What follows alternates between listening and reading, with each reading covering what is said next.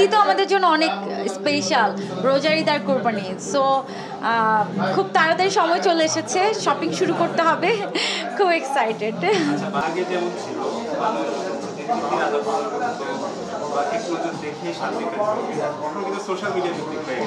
এখন ভালোবাসাটা অনেক ইজি হয়ে গেছে, খুব সহজে চাইলেই মানুষ ভালোবাসা পায়, খুব সহজে চাইলেই মানুষ প্রপোজ করতে পারে, ভালোবাসার কথা বলতে পারে। আগে এটা ছিল না, কিন্তু এখন যেহেতু অনেক ইজি, সো আমার মনে হয় যে এটাকে আরও যত্ন সহকারে মেনটেন করা উচিত।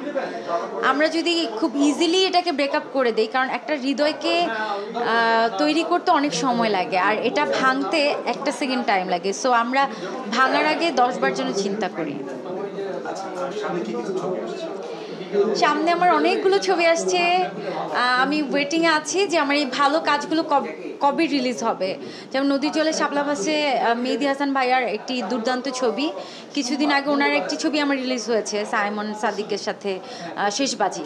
তো শেষবাজির পরে আমি ওয়েটিংয়ে আছি যে আমার নদীর জলে শাপলা ভাসের ছবিটা আসবে, তারপর দ্য ডিরেক্ট অ্যাটাক অ্যান্ড জিম্মি ডিপজল ভাই প্রোডাকশনে, এখন ব্যাড গার্লস, তারপর হচ্ছে এই যে ভালোবাসি তোমায়, আরজুর সাথে কাজটা শেষ হলো ভালোবাসি তোমায়, হ্যাঁ দ্য রাইটার, হ্যাঁ অনেকগুলো ছবি, আমি এগুলোর নামও ভুলে যাই। সো অনেকগুলো কাজ আমার শেষ হয়ে আছে, শুধু মানে রিলিজের অপেক্ষায়, সেটা আমিও ওয়েট করছি। সামনে কোরবানি ঈদ, অবশ্যই গরু কিনবো, ঈদের অপেক্ষায় আছি, কারণ দুইটা ঈদই তো আমাদের জন্য অনেক স্পেশাল, রোজার ঈদ আর কোরবানি ঈদ। সো খুব তাড়াতাড়ি সময় চলে এসেছে, শপিং শুরু করতে হবে, খুব এক্সাইটেড। হ্যাঁ, আমার বাসা হচ্ছে আফতাবনগরে।